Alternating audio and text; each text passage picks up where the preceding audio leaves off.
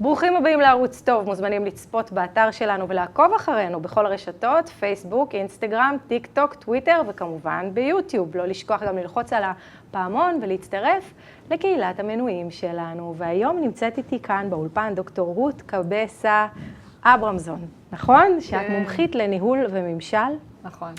אז כיף שאת איתנו. ואני רציתי אולי שלפני הכל לדבר על למה.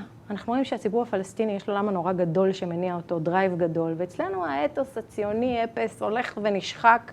הלמה שלנו הולך ונהיה פחות ברור, ואני רוצה שנדבר על איך אנחנו יכולים לחיות מחדש, להפיח איזושהי מוטיבציה אחרת בתוך הקשר שלנו עם מה שקורה היום. אז באמת הסוגיה החשובה ביותר בעיניי היום, ולפני שנדבר על איך, אני חושבת שכדאי שנעמיק במה שקורה. כי זה הופך להיות החיים שלנו והשגרה שלנו, ואנחנו לא שמים לב פשוט שאנחנו הולכים מדחי אל דחי. אז אם אתה עוצר ילד פלסטיני ממוצע ברחוב, ואתה שואל אותו מה זה אל-אקצא, אז הוא יסביר לך שזה המקום המקודש ביותר למוסלמים, ויש לו סביב זה מיתוס עצום. אנחנו יודעים הרי כמה פעמים אל-אקצא מוזכרת בקוראן, כן? אפס.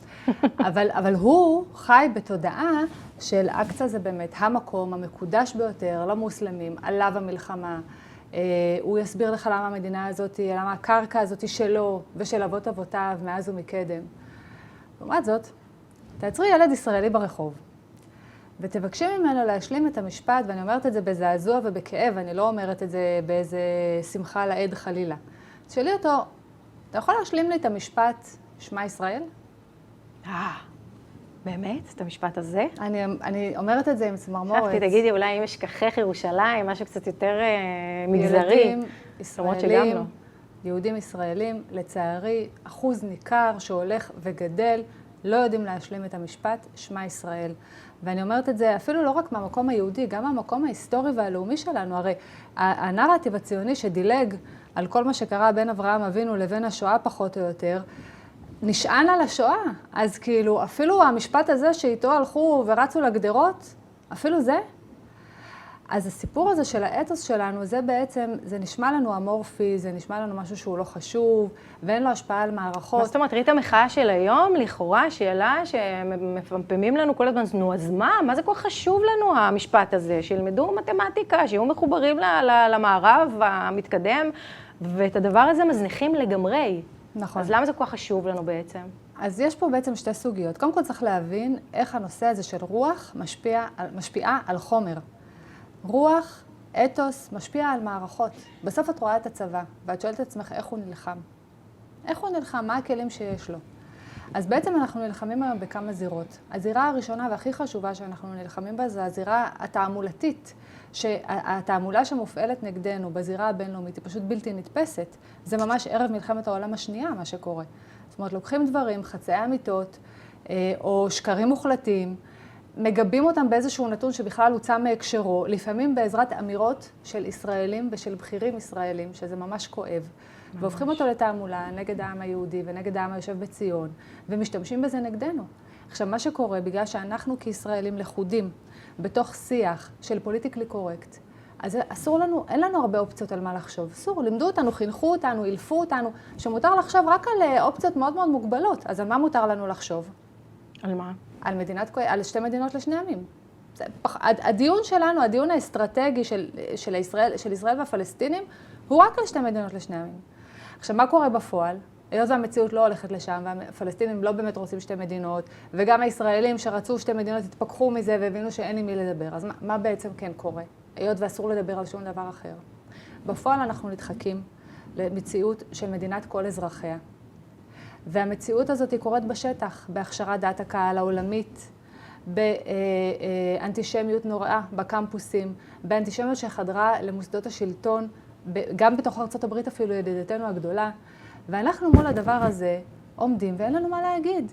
כי אנחנו מאולפים, אנחנו ממושמעים. אמרו לנו שאסור לדבר על משהו אחר, אז אנחנו מדברים על שתי מדינות ומנסים את זה בכל כוחנו. אבל זה לא הולך לשם, המציאות לא מתכנסת למקום הזה. זאת אומרת, את אומרת עכשיו שנחזיר את זה עכשיו לשורש, הבעיה היא באתוס, היא בחוסר היכולת שלנו לענות לעצמנו על התשובה הזו. זה דוגמה אחת. אני תכף אדבר על עוד השלכות של זה. אבל בעצם הסיפור הזה של האתוס זה מה שמגביל איך שאתה ממשמע את עצמך והדיון שאתה מסוגל לקיים עם המציאות. אז משמעו אותנו, ועכשיו אנחנו בעצם כמו איזה עכברים בתוך מבוך, שדרך א' חסומה, דרך ב' חסומה, אז מה קורה? אנחנו לכודים, ומה שיקרה בסופו של דבר, זה התרחיש שאני הכי חוששת ממנו, זה תרחיש של בלק סואן, זאת אומרת, יום אחד אתה קם בבוקר, והמציאות התהפכה. היום הקודם דמה למשנהו, והיום ההוא דמה למשנהו, והיה נראה לך שהכל רגיל, כן, ישראל מושמצת בעולם, והפלסטינים ממשיכים... בלק סואן אמרת, ברבור שחור. כן, ברבור שחור, התרחיש שבעצם עליו נכתב, הברבור השחור זה לבנון, שהיה יום דמה למשנהו ודמה למשנהו, ובסופו של דבר ביום אחד קמו וקרסה המציאות, כי המחלוקת הזאת בסופו של דבר יושבת על קרקע מאוד מאוד מאוד לא יציבה. ופה, אם אנחנו לא נדע להגיד, רגע, למה אנחנו פה? וזה המקום החשוב של האתוס. המקום של האתוס זה לענות על שאלה אחת ויחידה, והיא הכי חשובה. לשם מה? לשם מה אנחנו פה? כמו שאומר ויקטור פרנקל, מי שיש לו למה יכול לשרוד כל איך. בדיוק.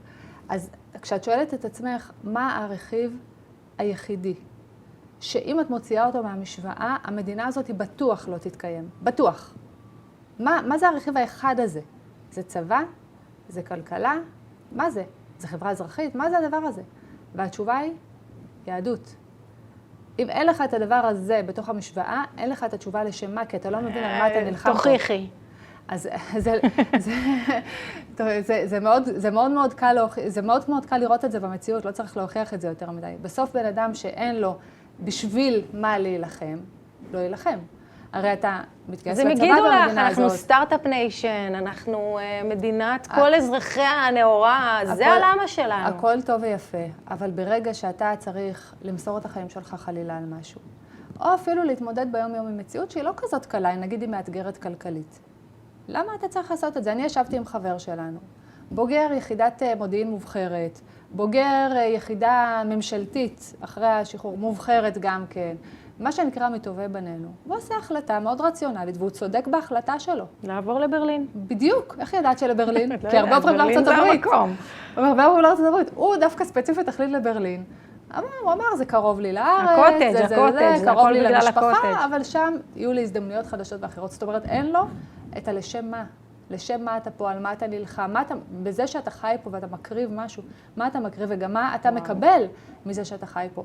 ואני חוששת מזה מאוד, כי אני אגיד לך משהו, זה לא רק שזה המצב שהגענו אליו, אלא שהמצב הזה, המצב המשברי הזה, הוא הולך ומחריף כל הזמן. ובין היתר, למה הוא הולך ומחריף? למה? כי המדינה מממנת אותו. המדינה היום מפעילה מנגנון שהתפקיד שלו... זאת אומרת, היא השביטה את המשק כדי להמשיך ולממן. זה הכל עובד סביב זה עכשיו, כן, אבל אני אפתיע אותך על איזה מנגנון אני מדברת. המדינה מממנת את הפירוק שלה באמצעות זה שהיא מפעילה מערכת חינוך, שאין שום קשר בין העמים שהיא מייצרת. אנחנו מתפלאים מאוד על השנאה החרדית נגד החרדים שיש היום ברחוב, וזה פשוט מחליא לראות את השימוש שלנו בביטויים אנטישמיים שהופנו כלפינו על ידי מה שנקרא מיטב אויבינו, כן? אבל אנחנו משתמשים בהם. אנחנו משתמשים בהם נגד עצמנו. איך זה יכול להיות? את אמרת עמים שהיא מייצרת.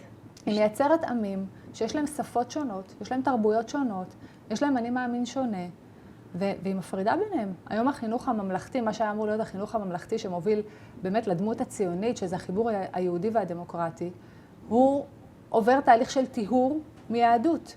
טיהור. אסור לדבר על שום דבר שהוא יהודי. פשוט אסור. כל דבר שהוא יהודי נחשב הדתה. את יודעת, ראיתי עם הילדים שלי פרפר נחמד לא מזמן. ואני רואה שם את אפי, למי שמכיר, מסבירה לבץ או לעוזה איך היא מנקה לפסח. שהיא מוציאה את המגירות והיא בודקת בהם חמץ, כי אסור שיהיה חמץ בפסח. ואני אומרת לעצמי, וואו, זה לא היה עובר היום. כי היום זה הדתה.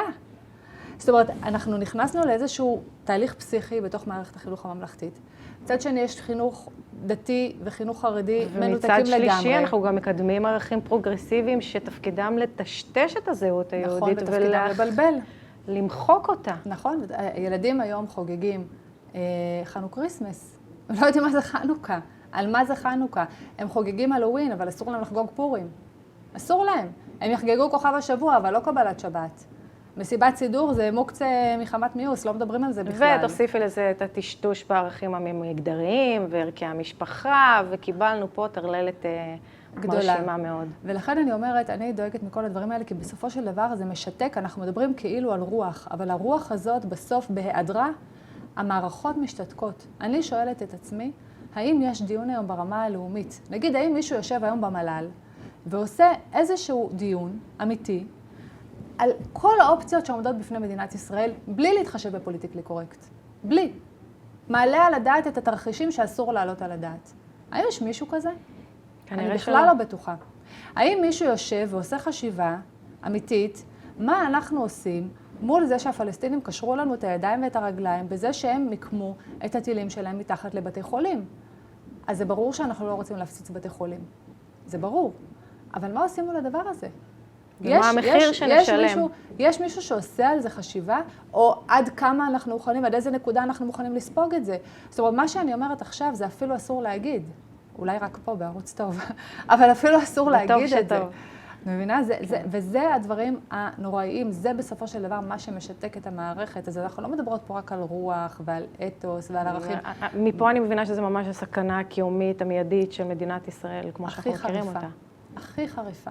זה שאנחנו היום לא יודעים לענות לעצמנו על שאלת הלשם מה, לשם מה אנחנו פה, על מה אנחנו נאבקים, זה שמערכת החינוך שלנו פועלת ברגעים אלה ממש שאנחנו מדברות, פועלת בכסף ציבורי כדי להמשיך ולפלג אותנו, אלה סכנות אסטרטגיות קיומיות שאנחנו אסור לנו להמשיך לקבל אותן. ופה... עד כמה הרפורמה המשפטית קשורה ומעורבת בתהליכים האלה שאת מדברת עליהם? אז תראי, באמת, הרפורמה המשפטית, המצב, העיוות, נקרא לזה ככה, בין המערכות, שהוא בא לידי ביטוי בסופו של דבר בחקיקת היתר, לא חקיקת היתר, סליחה, בפיקוח היתר של בתי המשפט על המערכות השונות, ובכפיית הרצון של מיעוט, שעם כל הכבוד לו, ואני מעריכה אותו מאוד, ואנשים באמת משכמם ומעלה ברמה האישית, יופי, כל הכבוד, אבל אתם ברמה הפוליטית, ביכולת להכריע בשאלות חברתיות במדינת ישראל, אתם מייצגים מיעוט זניח, שרוב הציבור הישראלי הקים מתוכו. ודרך למשל בחירת השופטים ומתן הכלים בידיהם להחליט עבור כל העם דרך עילת הסבירות, זה בעצם דרך לשלוט בנו. להגיד לנו, צחקו אתם פה בדמוקרטיה, אתם נורא חמודים פה בארגז החול הדמוקרטי. ואנחנו בסוף נחליט. אנחנו נגיד לכם עד איפה עובר הגבול, בין המותר והאסור, והשופטת תגיד, לפי מיטב שיקול דעתי, אני מחליטה ש-X או Y או Z. ואנחנו, החברה הישראלית הגיעה למקום שבו היא לא מוכנה יותר לקבל את זה, והיא הבינה שזה עולה לנו במחיר יקר מדי. יחד עם זאת, אני רוצה להגיד, אני חושבת גם מי שמקדם את הרפורמה, כן, זה לא איזה משהו, כולם חושבים שמי שמקדם את הרפורמה רוצה פה שלא תהיה דמוקרטיה. אנחנו רוצים דמוקרטיה, אנחנו רוצים בית משפט עצמאי, אנחנו רוצים בית משפט חזק, אבל אנחנו רוצים איזון בין המערכות והתאמה בין רצון העם לבין זה שבסופו של דבר הסיפור הזה לא פועל במציאות כמו שצריך. זה העניין עם המערכה המשפטית הזאת. עכשיו, מה שקרה, ניצלו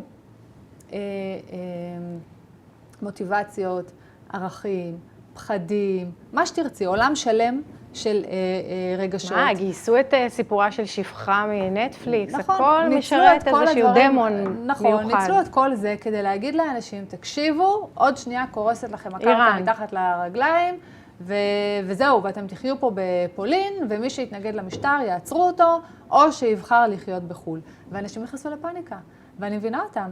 כי מי שלא מעורה בתוך הדברים, אולי גם נכנס ללחץ מהסיפור הזה.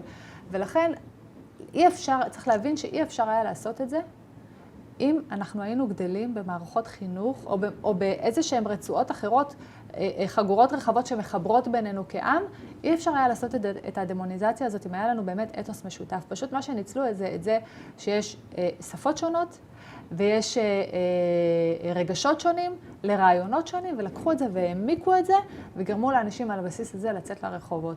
וזה רק ביטוי לאחת הסכנות. דוקטור רות קבסה אברמסון, מומחית לניהול וממשל. תודה רבה שהיית איתנו. תודה שהזמנת. ותודה גם לכם שצפיתם בנו. אתם מוזמנים לעקוב אחרינו בכל הרשתות. להתראות.